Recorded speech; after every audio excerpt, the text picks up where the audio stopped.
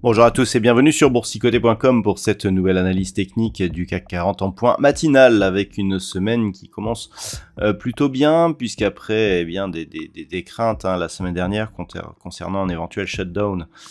du côté des États-Unis, bon, tout s'est résolu finalement en fin de séance, en fin de semaine dernière, et donc on commence cette semaine sur une note plutôt stable, c'est-à-dire on prolonge le rebond que nous avons eu donc vendredi pour se stabiliser ici autour de la zone des 7175 points dans un marché relativement calme actuellement, et donc pour l'instant eh bien on s'écarte de la zone ici d'alerte des 7090 points. Je vous avais indiqué en fin de semaine dernière qu'en cas justement de crainte, eh bien on pouvait rapidement revenir sur cette zone avec un gap baissier. Ce n'est pas le cas, le shutdown est écarté, donc on reste ici sur une note relativement stable. Au niveau des indicateurs techniques, eh bien on prolonge l'indicateur, donc on prolonge le rebond technique qui était apparu en fin de semaine dernière, même en milieu de semaine dernière, donc on continue ici à évoluer de manière plutôt haussière, et par rapport, je dirais, à la configuration, eh bien le fait que l'on se reporte ici au-dessus de la moyenne mobile 20 exponentielle qui semble agir comme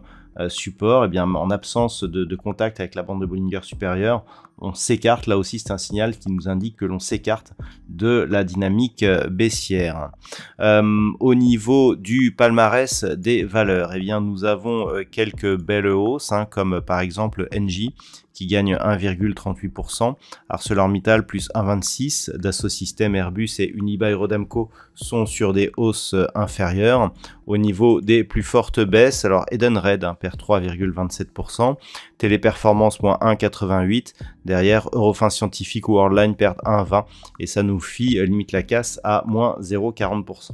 Donc pour l'instant, on est vraiment dans une perspective qui est assez neutralisée. On peut noter d'ailleurs au niveau du palmarès que Edenred pèse, et donc on a très peu de valeurs dans le rouge par rapport au nombre de valeurs qui sont dans le vert, donc le marché est plutôt positif alors qu'on a assez peu de variations ici. Donc globalement, on va s'attacher à observer ici la possibilité d'un prolongement de ce rebond technique en direction des 7250 points, ce qui nous ferait définitivement sortir ici de cette crainte baissière pour une parfaite neutralisation et d'un point de vue très court terme avec un contact ici sur la bande de Bollinger supérieure. Si les cours revenaient sous 7090 points, il faudrait apparenter cette zone ici comme un rebond technique qui ne fait que confirmer la dynamique baissière. On s'en est pas totalement écarté. Il faudrait au minimum un petit contact ici sur la bande de Bollinger supérieure pour définitivement, ou en tout cas du point de vue de la tendance court terme, sortir de cette dynamique baissière. Mais pour l'instant, c'est vrai que tant que l'on ne dépasse pas ici durablement 7175 points, on peut très bien repartir ici, et le signal viendrait d'une rupture ici de cette zone intermédiaire des 7050 points, auquel cas on aurait comme objectif 7015, puis 6950 points dans un premier temps. Voilà donc ce que l'on peut dire sur cette configuration technique. Du point de vue de la séance, eh bien alors c'est jour férié du côté de certaines bourses